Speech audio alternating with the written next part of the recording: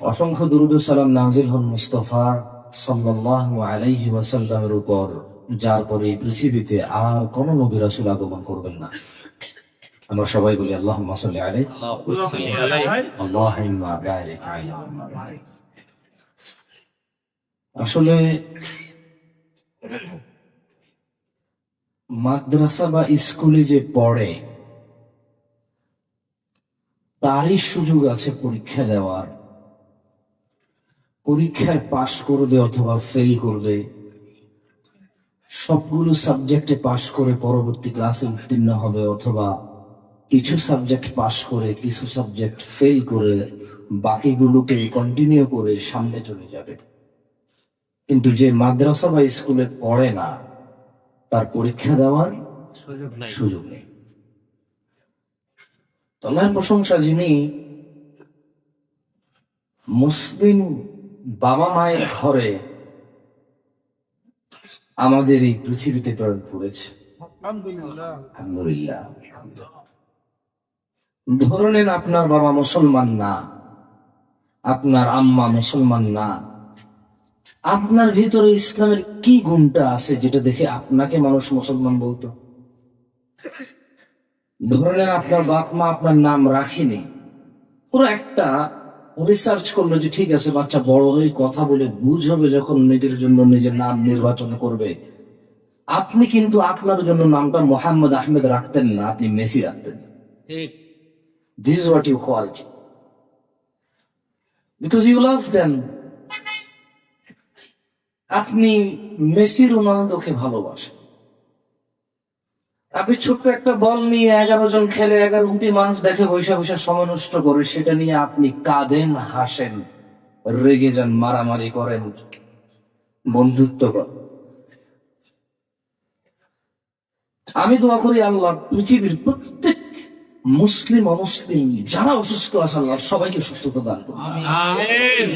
তবে আমি বাংলাদেশের মহিলা প্রধানমন্ত্রী চাই না, কারণ মুস্তাফা আলাইহিস সালাম বলেছে লা ইউফলিহু কওমুন ওয়াল্লাহু আমরাহুম ইমরা। সেই জাতির সফলতা নেই যে জাতি তার দায়িত্ববান, তার নেতৃত্ব দিয়েছে মহিলা। আমি আরে আপনাকে জিজ্ঞেস করছেন, আপনি ঠিক বললো এটা ঠিক, আপনি না বললো এটা ঠিক, আমি আজকে এই বক্তব্য না দিলেও তো ঠিক, আপনি আমার বিরুদ্ধে গেলে তো এটাই ঠিক, আপনার খারাপ লাগলেও তো এটাই ঠিক।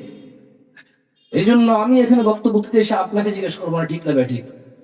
এই ঠিক বেঠিক আমি আমার চেয়ে বড় আলেমকে জিজ্ঞেস করবো, সে ভেরিফাই করে দেবে হ্যাঁ যে হাদিসটা দুর্বল অথবা সনদ মানে এটা মানে এটা মিথ্যা হাদিস, জাল হাদিস, দয়ীফ হাদিস, এটা বলবো না। তা আপনি মনে কষ্ট নিয়েন না, আমি আপনার থেকে তো সব কাহিনী করে নিব না। আমার সামনে কোরআন আছে, হাদিস আছে, আমি আপনার থেকে কেন সব কাহিনী করবো ঠিক বেঠিক?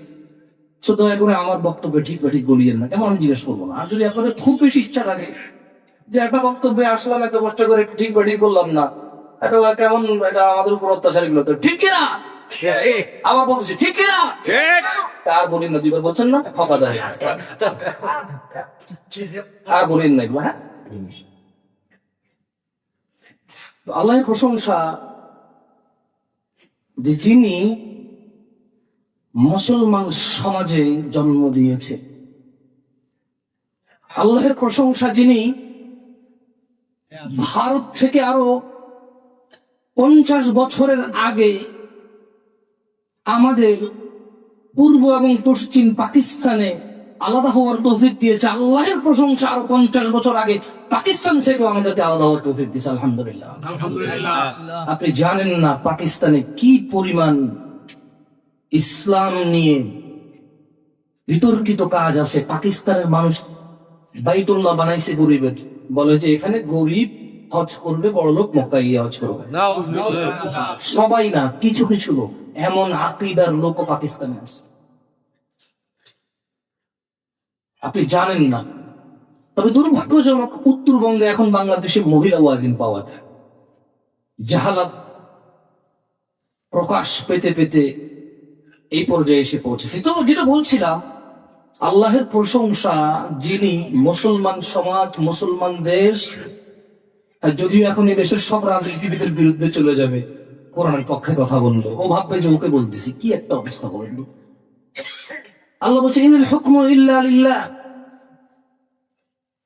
না না, ইট ডাজন্ট মিন আমি বলতেছি যে জামাত ইসলাম হুকমু ইল্লা লিল্লাহ, ওরা এসা জামাত ইসলাম পাশ করলে এসে আল্লাহর হুকুম কায়েম করে ফেললে। ওর আজ পর্যন্ত আমি এখনো শুনিনি স্পষ্ট করে বলেছে যে আমরা যদি ইসলামে আসি, যদি আমরা ক্ষমতায় আসি, তাহলে জানাকারী বিবাহিত শাস্তি হবে রজম, মাটিতে গেড়ে পাথর মেরে। গভর্নমেন্ট এটা ইনশিওর করবে, এরকম বলেনি এখন, আমি শুনি। আমি এটা বলতে শুনিনি যে যদি কেউ মারামারি করে কেউ দাঁত ভাঙে, পুলিশ নিয়ে যাবে, দাঁতের বদলে দাঁত ভাঙবে, আদালত অর্ডার দিবে, হাকিম অর্ডার দিবে, এরপরে সরকার এটা ইনশিওর করবে। আমি এখন পর্যন্ত তো মনে কষ্ট নিয়েন না, আমি আসলে জামাত ইসলামের বিরুদ্ধে বলতে আসি নাই, বিএনপির বিরুদ্ধে বলতে আসি নাই, আর আওয়ামী লীগ যে চলে গেছে তার বিরুদ্ধে বলতে আসি না। এখন আপনি বলবেন ফ্যাসিজমের কথা। ভাই, আমার কাছে গুগের এই পিঠ দুনো পিঠ সমান, এক পিঠ পোকে খায় আর এক পিঠ রোদে শুকায়, বুঝছেন? তো আমি কারো পক্ষে বিক্ষোভ বলতে আসি, আমার তো জ্ঞান নেই, আমরা বিদেশে বড় হইনি, সিরিয়াসত আমি বুঝি না। এখন আপনারা কি আমার থেকে রাজনীতি শিখতে আসছেন নাকি দিন শিখতে আসছেন? সিয়াসত না বুঝলে এখানে তো সমস্যা নাই। যদি আমি ভোটে দাঁড়াই তাইলে না সমস্যা, সিয়াসত আমি তো আর ভোটে দাঁড়াইতে আসিনি। রাজনীতি না বুঝলে যায় আসে না আমার। আপনাদের যায় আসে কি বল? রাস্তাঘাটে মারামারি গুলা করে কি আপনার ছেলে না? তো আপনি বলে যে আপনার যায় আসে না, যায় আসে না, মাথা ফাটাই ফেলেন, রাস্তা বন্ধ করে ফেলেন, কত কিছু। যাই হোক, আমরা মানুষ মাত্রই ভুল। 20 বছরের যুবককে যদি 20 বছর আগে নামকরণ আব্দুল্লাহ না করা হইতো, 20 বছর পরে এসে যদি তাকে বলা হইতো তুমি আজকে তোমার জন্য নাম নির্বাচন করো, তাহলে সে নাম রাখতো সালমান খান, তাহলে সে নাম রাখতো শাকিব খান, কারণ সে এদেরকেই পছন্দ করে। সে মুস্তফা আলাইহিস সালাম সম্পর্কে তেমন কিছু জানে না, জানার আগ্রহ নাই তার।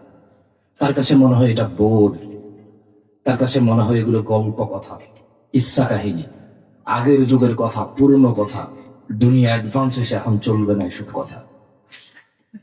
প্রশংসা কার? আল্লাহ, যিনি মুসলিম দেশ, মুসলিম সমাজ ও মুসলিম পরিবারে আমাদেরকে প্রেরণ করছে। আলহামদুলিল্লাহ। এই পৃথিবীতে অপরাধ ছাড়া কি মানুষ আছে? নবী রাসূলরা না।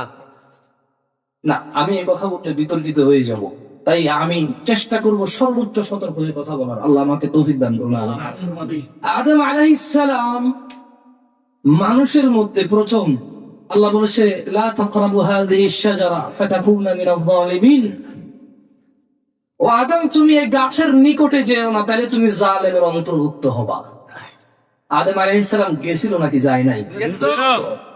গেছিল না? মূসা আলাইহিস সালাম থাপ্পড় দেওয়ার পরে লোকটা মারা গেছিল নাকি যায় নাই? মারা গেছিল। তাহলে মূসা আলাইহিস সালামেরটা ছিল অজান্তে ভুল, আদম আলাইহিস সালামেরটা ছিল প্ররোচনায় ভুল, মানে শয়তান প্ররোচনা করেছে, সেখান থেকে উনি প্ররোচিত হয়ে গেছে। তাহলে আমাদের পিতার নাম কি? আদম আলাইহিস সালাম। কি নাম? এগুলো বলি ঠিক ঠিক জিজ্ঞাসা দরকার নেই, মানে কথা বলতেছি বুঝতেছেন, এটা বুঝবে, যেটা জিজ্ঞাসা করবো ওটা বলি, কেমন? জাকুমুল্লাহ খায়ের। এখানে কি মেয়েদের ব্যবস্থা করা হয়েছে? মাশাআল্লাহ। আমি বোনদেরকে বলবো, আমি জামশেদ মজুমদারের কাছে মহিলা ওয়াজ আর পুরুষ ওয়াজ আলাদা নাই, কারণ সালাত সবার উপরে ফরজ, যাকাত সবার উপরে ফরজ, হজ সবার উপরে ফরজ, যার তৌফিক হয়। জিনা সবার জন্য হারাম, মদ নেশা সবার জন্য হারাম, গালিগালাজ সবার জন্য হারাম, গীবত সবার জন্য হারাম, শুকরের গোশত সবার জন্য হারাম, বিসমিল্লাহ ছাড়া জবাই করলে হালাল জিনিসও হারাম সবার জন্য। মহিলা পুরুষের আমার কাছে সতর ব্যতীত আলাদা কোনো ওয়াজ নাই। আর ওই যে ঋতুস্রাব কেন্দ্রিক 2-4টা আলাদা মাসলা মাসাইল ব্যতীত আর কোনো আলাদা ওয়াজ নাই আমার কাছে মহিলার জন্য। তবে হ্যাঁ, মহিলার জন্য এক বিশেষ অফার আছে, যেটা বুঝে আসে না আমার। বাপ তার কন্যাকে কেন শিখায় না, স্বামী তার স্ত্রীকে কেন বুঝায় না, ভাই তার বোনকে কেন উৎসাহ দেয় না, আমি বুঝি না। মহিলার জন্য এমন কিছু আছে যা পুরো পৃথিবীর পুরুষের জন্য নাই। মহিলা দিনে 5 বার নামাজ পড়বে, স্বামীর কথার অনুসরণ করবে, বিশেষ করে যখন বিছানায় ডাকবে না করবে না। স্বামীর ঘর ব্যতীত অন্য কোথাও নিজের কাপড় চোপড় পরিবর্তন করবে না। রমজান আসলে সুস্থ থাকলে রোজা রাখবে, অসুস্থ হলে রমজানের পরে 11 মাসের মধ্যে যে কোনো সময় পূরণ করে নেবে। এই তো 2-4টা কাজ করলে জান্নাতের 8টা দরজা খুলবে। যেখান দিয়ে খুশি ঢুকবে ও যদি পৃথিবীতে জান্নাতুল ফেরদাউসের জ্ঞান হাসিল করে তো ঢুকবে। কে বলেছে এটা? মুস্তাফা আলাইহিস সালাম। তো মহিলা পুরুষের আমার কাছে তেমন ওয়াজ নাই আলাদা, বরঞ্চ মহিলার এরকম অফার আছে। তো বোনরা যদি আমি বিশেষ করে এটা বলতাম না, কয়েক জায়গায় ওয়াজ করছি, বলা যে মহিলাদের জন্য কিছু বলো, আরে কি বলবো? সিগারেট পুরুষ খায়, মহিলা খায়, সিনেমা পুরুষ দেখে, মহিলা দেখে, গান মহিলা শুনে, পুরুষ শুনে, মহিলা লেগে আমি আলাদা ওয়াজ করতাম কি? আমি যেগুলো কোরআন থেকে হারাম বলতেছি, হালাল বলতেছি, মহিলার জন্য আলাদা নাকি? ইসলাম শুধু মহিলাকে আলাদা কিছু দায়িত্ব দিচ্ছে যেটার জন্য জিম্মেদার সে, আর পুরুষকে আলাদা কিছু দায়িত্ব দিচ্ছে যেটার জন্য জিম্মেদার সে। বাকি হুকুম আহকাম সমান, হারাম হালাল সমান, দায়িত্ব আলাদা। ও মা হবে, আপনি বাবা হবেন। ও জাতি তৈরি করবে বাসায়, আদব, আখলাক, ন্যায়, নিষ্ঠা, সততা, ধৈর্য, আল্লাহর সাথে বাচ্চাদের পরিচয় করাবে। বাপ কি করবে? উপার্জন করবে হালাল, গার্ড দেবে। এই পরিবারের প্রতি যদি কেউ আঁচ না দিতে পারে, কেউ আঙ্গুল ধরে কথা না বলতে পারে, সেটা গার্ড করবে বাবা। পুরো পৃথিবী জয় করবে বাবা বাচ্চাদের জন্য যতটুকু পারে তৌফিক। 3 বেলা খাবার জোগাড় করতে পারলে 3 বেলা করবে, 2 বেলা পড়লে 2 বেলা করবে, 1 বেলা পড়লে 1 বেলা করবে, অট্টালিকা হলে অট্টালিকা করবে, জায়েজ। বাবা করবে, মা না। বাবা করবে, কে না? মা না। মা না। যাই হোক, বক্তব্য হয়তো লম্বা করার সুযোগ নেই, আর সুযোগ থাকলেও আমি বড় বক্তব্য পারি না, 40-45 মিনিটের বেশি কথা বলতে আর পারি না।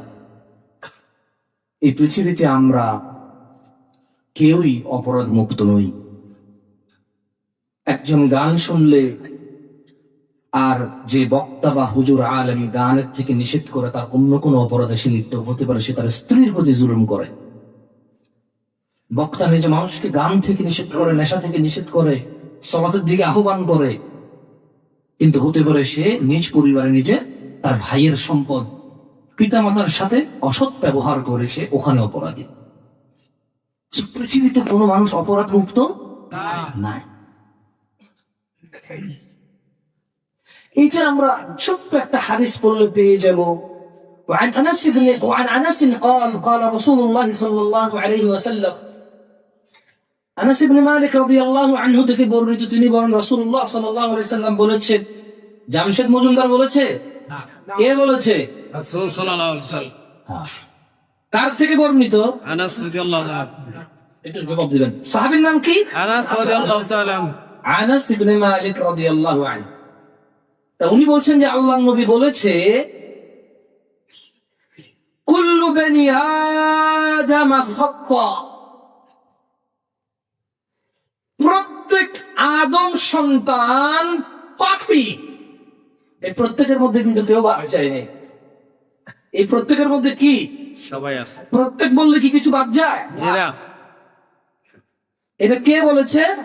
রাসূল সাল্লাল্লাহু আলাইহি ওয়াসাল্লাম। কে বলেছে? রাসূল সাল্লাল্লাহু আলাইহি ওয়াসাল্লাম। কার থেকে বর্ণিত? আনাস রাদিয়াল্লাহু তাআলা আনহু। তো কি বলেছে? প্রত্যেক বনি আদম পাপ থেকে মুক্ত নয়। দেখছেন, আপনারা কারেক্টেড না, আপনারা ঠিক বা ঠিক বলে অভ্যস্ত। বক্তব্য শুনে সেম জিনিস রিপ্লাই করাতে অভ্যস্ত না। আমার সাথে সাথে জিজ্ঞেস করলে বলিয়ে আপনার মুখস্থ হয়ে যাবে। আপনি বিশ্বাস করেন, আপনার টাকা পয়সা কোনো কিছু কমবে না, সৌন্দর্য কোনো কিছু কমবে না। একটা হাদিস মুখস্থ হয়ে গেলে আপনার জীবনের কোনো ক্ষতি হবে না, উপকার ছাড়া। তাহলে সাহাবীর নাম কি? আনাস। তিনি কি বলেছেন? রাসূল সাল্লাল্লাহু আলাইহি ওয়াসাল্লাম বলেছেন, প্রত্যেক আদম সন্তান পাপী। বলেন, প্রত্যেক আদম সন্তান পাপী। প্রত্যেক আদম সন্তান পাপী। ওয়া খায়রু খাত্তাঈনা আত-তাওয়াবুন, আর উত্তম পাপী হলো পাপীদের উত্তম। হাদিস কি বলছে দেখছেন? হাদিস বলতেছে যে পাপী উত্তম। সুবহানাল্লাহ, মা হাযা দ্বীন, এই কেমন দিন জান্নাতে যাওয়ার জন্য আল্লাহ তাআলা কি দিন দিছে, কত সহজ করছে। এই দিনে যে প্রবেশ করলো, সেই প্রবেশকারী অপরাধী যদি আল্লাহর কাছে ক্ষমা চায়, শুধু বলে আল্লাহ মাফ করো আর করবো না, তো এই দিন তাকে পাপিষ্ঠকে বলছে যে খায়র, সে উত্তম, যদি সে তওবা করে। আজকে আপনি আমাকে একটা ঘুষি দেন, কালকে মাপ চান, আমি ভাই বলবো যে ঠিক আছে সমস্যা নাই, মাফ করেছি, হয়, কিন্তু আমি মনে কষ্ট রাখবো। কি রাখবো? মনে কষ্ট রাখবো। আরেকজনে বলবে যে আব্দুল্লাহ কেমন ছেলে, বলবে যে তোর ফালতু একটা ছেলে, হুদাই মারামারি করে, কিছু হইলে গায়ে হাত তুলে ফেলে মানুষের। ভালো মন্দ বিবেক নেই, এটা বিবেকহীন মানুষ, কিহীন মানুষ। মাফ করে দেওয়ার পরে কিন্তু এই কথা বলবো না, কি বলবো না?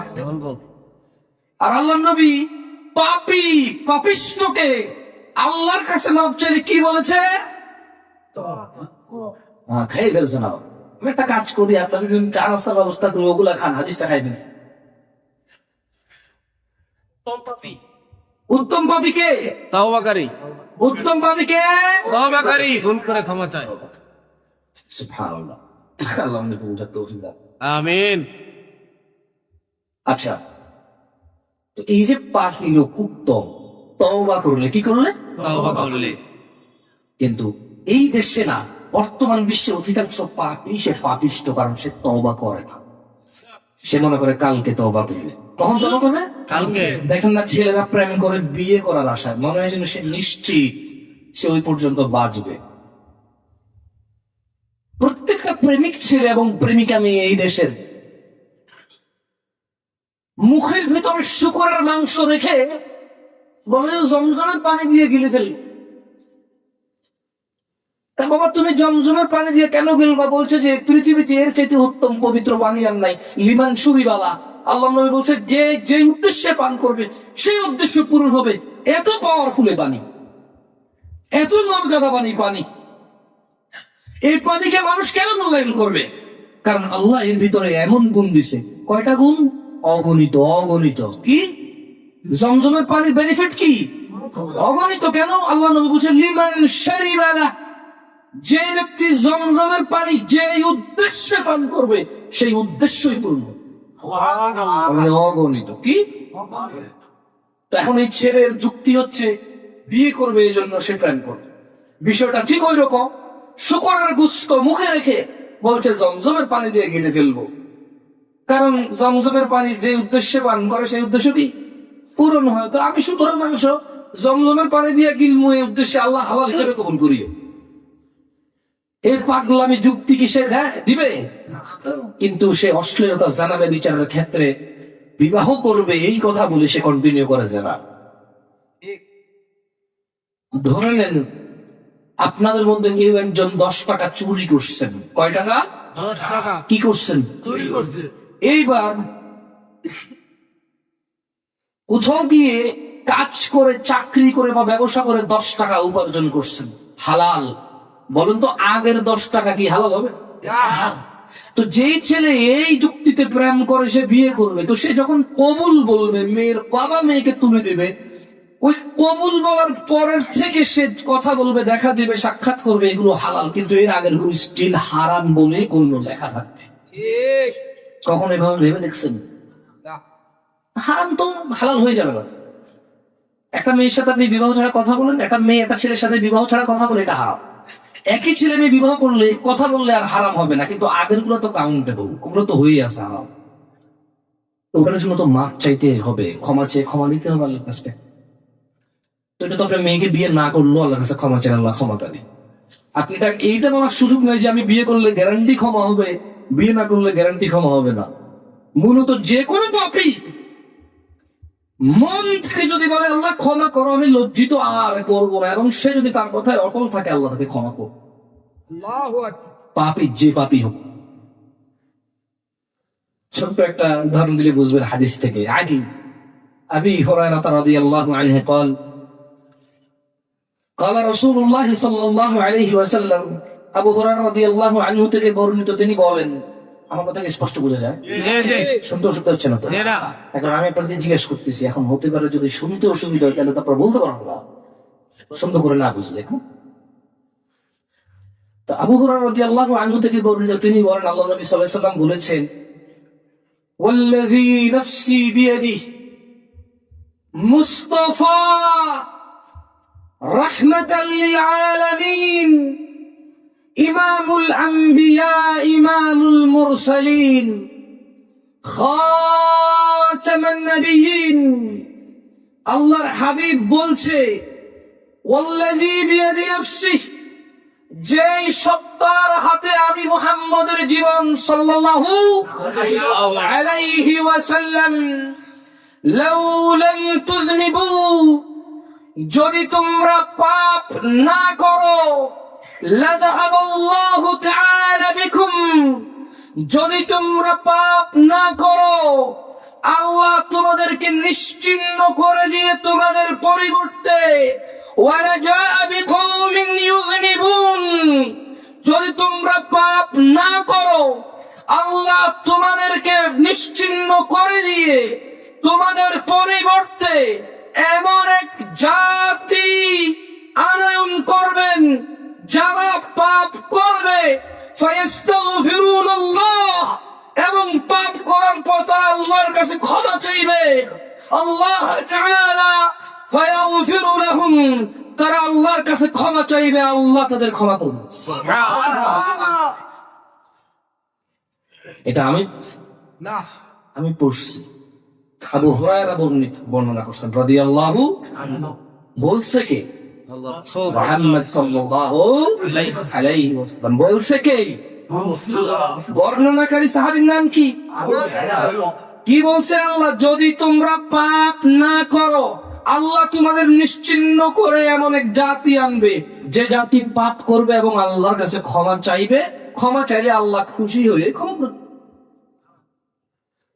তবে এই হাদিস দ্বারা কেউটা ভাবেন না যে আপনি পাপ করার অনুমতি পাইছেন, না। ঠিক আছে, কি বুঝাইছে? মানুষ পাপ মুক্ত হওয়া সহজ নয় মানুষের জন্য। এই হাদিস পাপকে উৎসাহিত করেনি, এই হাদিস ক্ষমাকে উৎসাহিত করেছে। এই হাদিস বুঝাচ্ছে যে মানুষের দ্বারা ভুল হয়ে যায়, তবে ক্ষমা চাইলে আল্লাহ ক্ষমা করে দেবে। আল্লাহর কাছে মানুষের পাপের রাগের চাইতে ক্ষমা চাওয়ার খুশি বেশি। সুবহানাল্লাহ, সুবহানাল্লাহি ওয়া বিহামদিহি, সুবহানাল্লাহিল আযীম। আরো যদি ছোট্ট করে একটু, আমি এরপরে চলে যাবো, আপনাকে কষ্ট দেব না, আবার ভাই আছেন উনি বক্তব্য দিবেন। আমি দেখেন একটা কথা কি, বাপে পারে না পোলাকে নামাজে নিয়ে যেতে। আজকের দিনে বহু মানুষ আহলে হাদিস বলে নিজেকে। তবে আপনার মনে কষ্ট নিয়েন না, আমি সৌদি আরব বড় হয়েছি, আমি বাংলাদেশে আসার আগের নাম শুনি শুধু আহলে হাদিস না, মূলত আমি বাংলাদেশে থাকা কোনো দলেরই নাম জানতাম না। আমি সালাফ সালেহীন সম্পর্কে জানতাম, শিয়া আর সুন্নি এই দুটো শুনছি সৌদি আরবে। আর মাযহাব আছে হানাফি, শাফি, মালিকি, হাম্বলি, আর কয়েকটা কি। বাংলাদেশ 4 মাযহাব মনে করেন, মাযহাব অনেকগুলো আছে, 4টা প্রসিদ্ধ, 4টা কি প্রসিদ্ধ, কিন্তু আরো অনেক ইমামের নামে মাযহাব আছে। ওইগুলো আমি টুকটাক নাম হিসেবে জানতাম, তবে আমার জানা ছিল না যে মানুষ যা ইচ্ছা তা করে মাযহাবের নামে চালায়। আমার জানা ছিল না তখন সৌদি আরবে থাকতে যে মানুষ যা খুশি তা বলে ইবাদত বলবে, আর কিছু বললে বলবে আমি শাফি, আমি হানাফি, আমি হাম্বলি, আমি মালিকি। অথচ ওই ইমামদের দ্বারা এটা প্রমাণিত না, ওই ইমামদের পক্ষ থেকে কথাগুলো না। আল্লাহ ইয়ারহামহুম রাহিমাহুমুল্লাহ।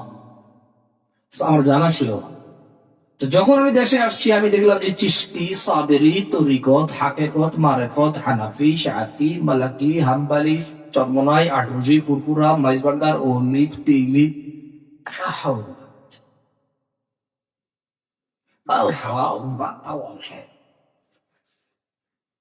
তো এই জন্য দেখবেন যে আমার বক্তব্যে তেমন কাউকে আমি দোষ দিতে পারি না, কারণ আমি চিনি না। আমি দেখলাম যে আহলুল হাদিসরা নিজেদেরকে বুঝাইতে চায় যে আমরা বুঝি সালাত ত্যাগকারী, ঈমান ত্যাগকারী। সালাত ত্যাগকারী পরিপূর্ণভাবে মুনাফিক, মুশরিক। কিন্তু আপনি চাঁপাইনবাবগঞ্জে চলে যান, আহলে হাদিসরা নামাজ পড়ে না। আমি দুঃখিত, আপনারা কি এই মাঠে নিজের বদনাম বলে আমার রাগ করবেন? বেটা আমাদের টাকায় এসে আমাদের বদনাম করে যাচ্ছে।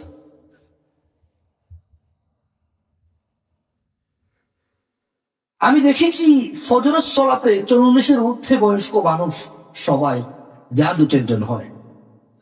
তো প্রত্যেক বাপ অথবা দাদা ঘরের নাতি অথবা ছেলে রেখে আসছে যার উপরে সলাৎ ফরজ, এই দাদা আর এই বাপ তার রুহ কুলায় যে সে একা সলাতে আসে, বাপ বাচ্চা নাতি আর কুতি পোলামাইয়া নিয়ে আসে, পোলা নিয়ে আর পোলাপাই নিয়ে আসে না, মানে সে একলা জান্নাতে চলে যাবে, তার পোলা জাহান্নামে চলে যাবে। এভাবে কি যাওয়া যায়? এই পোলা যে নামাজ পড়ে না, পোলা যে তার বৃদ্ধ বাবাকে জাগায় না, এর জন্য দায়ী যতটুকু পোলা অতটুকু বাপ না। ডাক্তার বানাইলো, ইঞ্জিনিয়ার বানাইলো, সব বানাইলো, আমি কি এটাকে তিরস্কার করতেছি না? মুসল্লি বানাইলো না ছেলেটাকে। আপনি দেখেন ওয়াজের, আমি দুঃখিত, কেউ নিজের উপরে নিয়েন না, এইটা আমার এই যাবৎকাল যতগুলো ওয়াজ করছে আমার ওয়াজে তেমন রাজনীতিবিদ থাকলে আমি যাই না। আমি ডক্টর আব্দুল্লাহ হক সালাফি হাফিজাহুল্লাহ দাওয়াত দিছে, আমি ওয়াল্লাহি আজকে মাগরিবের সালাতের পর শেখ ফোন দেওয়ার পর আমি বুঝছি যে পূর্বাচলে এই এলাকায় আমার মাহফিল। শেখকে জিজ্ঞেস করি, শেখ বলছেন আমি আপনাকে না করার সাহস আমার নাই, তবে আমি মাহফিল করি না। আমি আর জিজ্ঞাসা করি নাই কোথায় মাহফিল, কে বক্তা, কে আসবে, কে যাবে, কয়টা বাজে হবে, কি হবে না হবে, কে মেহমান কি ধরে। এবার এই কমিটিকে জিজ্ঞেস করেন, তাদের কাউকে আমি চিনি না, আর হয়তো চেনার সুযোগ হবে না, বক্তব্য শেষে চলে যাবো। আমি দেখেছি বক্তাদের থামিয়ে দিয়ে কিভাবে রাজনীতিবিদরা তাদের নেতা নেত্রীর জন্য প্রেস করে। আরে ভাই, এইটা ভদ্র দেখলাম যে মোটামুটি 1-1.5 মিনিট শেষ হয়ে গেছে। আমি এরকমও দেখেছি মাইক পেরে নাচ ছাড়ে না, আমি এরকম বেয়াদব দেখেছি আয়োজক, অসভ্য বর্বর আয়োজক দেখেছি। বক্তা বক্তব্য দিচ্ছে, কোরআনের আয়াত করতেছে, বলছে যে এমপি সাহেব আসছে, আমি এরকম বেয়াদব দেখেছি আয়োজক। আমি এরকম ভীত বক্তা দেখেছি যে বক্তা ছেড়ে দিচ্ছে ভাই এমপি ভয়, আমি তো ছাড়বো না। আর যদি ছেড়ে দিত এরপর সর্বোচ্চ 2 মিনিট কথা বলতে আমি চলবে, কেউ দোকান বাপ ক্ষমতা দেবে, মেরে ফেলতে পারবে, ধরে রাখতে পারবে, অপমান করতে পারবে, লাঞ্ছিত করতে পারবে, হেউচ্ছ করতে পারবে, বক্তব্য দেয় দেবে, ইম্পসিবল। কথা বলার মধ্যখানে থামাই দিয়ে এর উপর কথা বলতে পারবে, মামলা দিতে পারবে, লাঞ্ছিত করতে পারবে, 2টা ঘুষি দিতে পারবে, অপমান করে ভিডিও করে ছেড়ে দিতে পারবে, সব পারবে। ওই সব আমি মেনে নেব, কাপুর সত্য মেনে নেব না। তাই আমি বেটা মানুষ, আল্লাহ আমাকে বেটা করে বানাইছে। আমি বলবো না যে ভয় পাই না, ভয় পাই, আমি ভয় পাই না তা না, আমি ভয় পাই। তবে 2টা ভয়ের মধ্যে ছোট ভয়টাকে ভয় কম পাই, বড় ভয়টাকে ভয় বেশি পাই। আমি অনুরোধ করবো রাজনীতিবিদদের, আপনারা যদি মাহফিলে যায় কথাই বলতে হয়, এটা কোরআন হাদিস 2-1 আয়াত শিখবেন, সালাম দিবেন, একটা হাদিস নিয়ে যে বলবেন, লোকজনকে উৎসাহিত করবেন। ওয়াল্লাহি যত শ্রোতা এই হাদিস শুনে আমল করবে, সেম নেকি আপনার দিকে আসবে।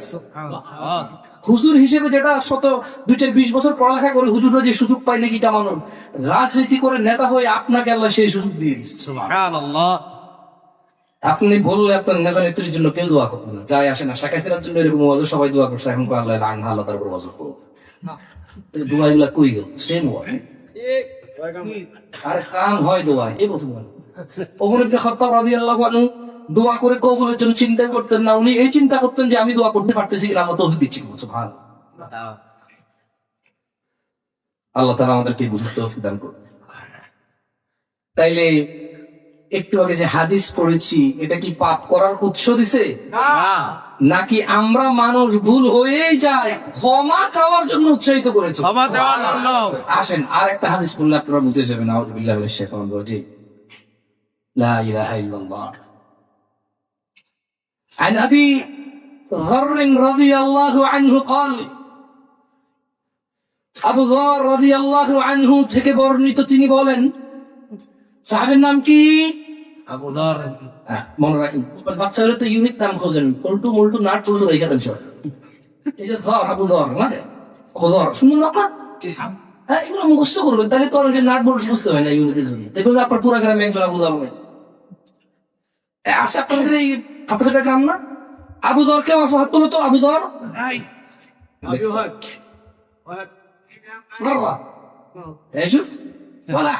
কেউ নাই। তাহলে এটা ইউনিক হইল কিনা, সুন্দর হইল কিনা, ইসলামিক হইল কিনা, মহান ব্যক্তিত্বের নাম হইল কিনা? আল্লাহ রাসূলুল্লাহ সাল্লাল্লাহু আলাইহি ওয়াসাল্লাম, আল্লাহ রাসূল সাল্লাল্লাহু আলাইহি ওয়াসাল্লাম থেকে বর্ণিত, আল্লাহ রাসূল সাল্লাল্লাহু আলাইহি ওয়াসাল্লাম বলেন, আবু যর রাদিয়াল্লাহু আনহু থেকে বর্ণিত, আল্লাহ রাসূল সাল্লাল্লাহু আলাইহি ওয়াসাল্লাম বলেন যে, ইয়া ইবাদি ইন্নাকুম তুখতিউনা বিল-লাইলি ওয়ান-নাহার। মুহাম্মদ সাল্লাল্লাহু আলাইহি ওয়াসাল্লাম বলছেন যে আল্লাহ তাআলা বলে, ইয়া ইবাদি,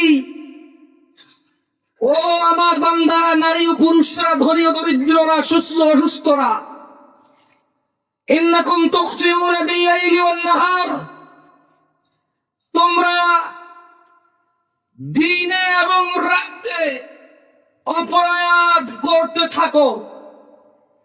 ওয়ানা আগফিরুয যুনুবা জামিআ, সুতরাং আমি আল্লাহ তোমাদের ক্ষমা করে দিব। ফাস্তাগফিরুনি আগফির লাকুম, সুতরাং তোমরা আমার নিকট ক্ষমা চাও। ওয়ানা আগফিরুয যুনুবা জামিআ, সুতরাং তোমরা আমি আল্লাহর কাছে ক্ষমা চাও। ফাস্তাগফিরুনি, আমি আল্লাহর কাছে ক্ষমা চাও। আগফির লাকুম, আমি আল্লাহ তোমাদের দিনে রাতে 24 ঘন্টায় হয়ে যাওয়া পাপ ক্ষমা করে দেব। সুবহানাল্লাহ। তাহলে এই হাদিস দ্বারা কি পাপ করতে বলছে নাকি হয়ে যাওয়া পাপ সম্পর্কে ক্ষমা চাইতে বলছে? আপনারা কি এটা জানেন, যদি কোনো মানুষ কোনো অপরাধে লিপ্ত থাকে আর আল্লাহকে বলে যে আল্লাহ আমাকে মাফ করে দেন, কিন্তু সে এখনো এই অপরাধে লিপ্ত, তাহলে এটা আল্লাহর সাথে সে ঠাট্টা বিদ্রুপ করে। কারণ মাপ চাওয়ার শর্ত হচ্ছে সে অপরাধ আর করবে না। মাপ চাওয়ার শর্ত কি? এই যে ছেলেগুলা নামাজ পড়তে এসেছিস যে আল্লাহ সকিনারা ছাড়া আসমুনা ওরা ম্যানেজ করে দাও আল্লাহ, স্টিল সকিনা আছে কি? হ্যাঁ, তো ও তো জানা অবস্থায় আছে, ও তো সলাতি কবুল হওয়ার সম্ভাবনা কম, দোয়া কেমন কবুল হবে? বুঝাইতে পারিনি।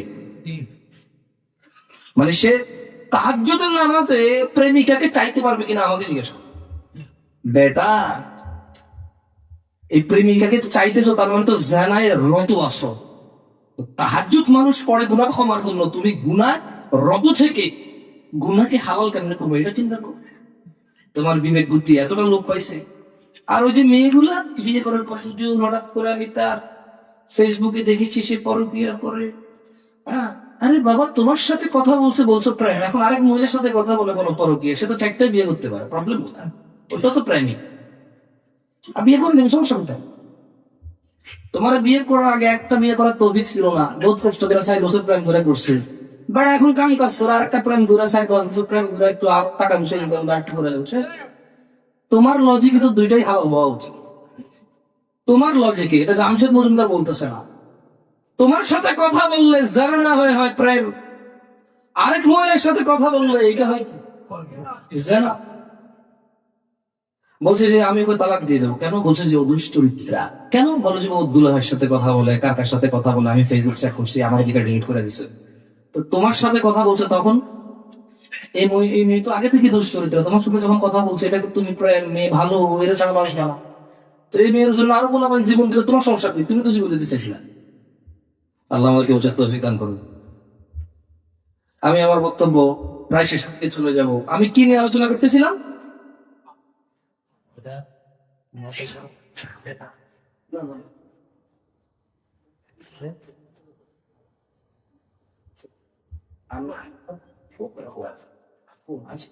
সে একটু 1 মিনিট কথা বলবে, আমি পড়া বলছি। যেহেতু সাইকেল পরে আমাদের অনেক আলোচক আছেন, এখন আপনাদের সামনে একটু রুমাল পাঠানো হবে। যেহেতু আপনারা দেখতে পাচ্ছেন এখানে মসজিদ মাদ্রাসা অনেক বড় বড় প্রজেক্ট আছে, মাহফিলে খরচ আছে, রুমাল পাঠানো হবে। আপনারা নিঃশব্দে যেটা আপনারা রুমালের মধ্যে আপনারা দান করবেন ইনশাআল্লাহ।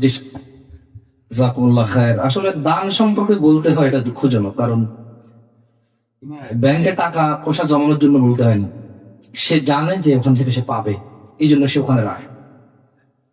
কিন্তু তার এটা বিশ্বাস নাই যে সে দিলে আল্লাহর কাছে সে পাবে, এই জন্য সে দেয় না। এই জন্য মানুষ তার কাছে ভিক্ষুক সাজতে হয়। মানে সে একটা পয়সাওয়ালা মানুষ যে খুঁজতে চাইবে ভিক্ষুক। আরে কি একটা অবস্থা! মানুষকে ভিক্ষা পর্যন্ত আমার দরকার আছে। যে ব্যক্তি আল্লাহর জন্য মসজিদ বানাবে, আল্লাহ তার জন্য জান্নাতে ঘর বানাবে, মানে এর চাইতে কি লাগবে? মাদ্রাসা হবে, সাহায্য করবেন মাদ্রাসা হইতে। কেন? কারণ যত বাচ্চা আলিফ পড়বে 10 নাকি বাচ্চার হবে, অথবা 10 থেকে 700 নাকি পর্যন্ত হইতে পারে। আপনারও সেম 10 থেকে 700 নাকি হয়ে যাবে। লক্ষ লক্ষ বাচ্চা পড়বে, মানুষ নামাজ পড়বে, কি হবে? ঠিক না। তো এখন প্রশ্ন আমি খুঁজি নাই কেন? না আমি খুঁজবো না, সরি, আমি আপনাদের কাছে খুঁজবো না। কথা হবে না, কথা হবে না। বুঝছেন না, বুঝেন না? আপনি ব্যাংকে টাকা রাখেন, আপনি শিওর আপনি পাবেন, অথচ আল্লাহ বলছে ওয়াকরিদুল্লাহ কারদান হাসানা, তোমরা আল্লাহকে ঋণ দাও, উত্তম ঋণ, তাহলে আল্লাহ আখিরাতে তোমাকে বাড়াই দেবে। আমি আপনার কাছে বুঝবো কেন? কারণটা আপনার কি বিশ্বাস নেই এটা? আপনি কি বিশ্বাস করেন নাকি করেন না যে দান করলে আল্লাহ আখিরাতে দিবে? তো আমি খুঁজবো কেন? আমি পাগল? যে আমি কি ফকির নাকি আপনার কাছে কেন খুঁজবো? আমি আমার জন্য খুঁজবো না, আল্লাহর জন্য দিচ্ছেন আপনি, আমি কেন খুঁজবো? কামটা কি আপনি দিচ্ছেন কাকে? আল্লাহ আমার লাগলে আমি খুঁজবো? আল্লাহ তো আপনার কাছে ঋণ চাইয়ে নিছে, আপনার জন্য চাইছে আল্লাহ, যেমনটা আল্লাহ আপনার জন্য আপনার মাকে দিছে। এরপরে বলেছে মায়ের সাথে ভালো আচরণ কর। মাটা কি আল্লাহর কোনো কাজে আসে? পালে কাকে? মা আমাকে সন্তানকে পালে মা। দুধ খাওয়ায় কে? সন্তানকে।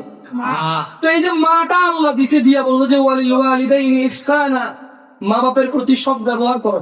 এই যে আল্লাহ মা বাপের জন্য সৎ ব্যবহার চাইছে, এটাকে আল্লাহর জন্য আল্লাহ চাইছে?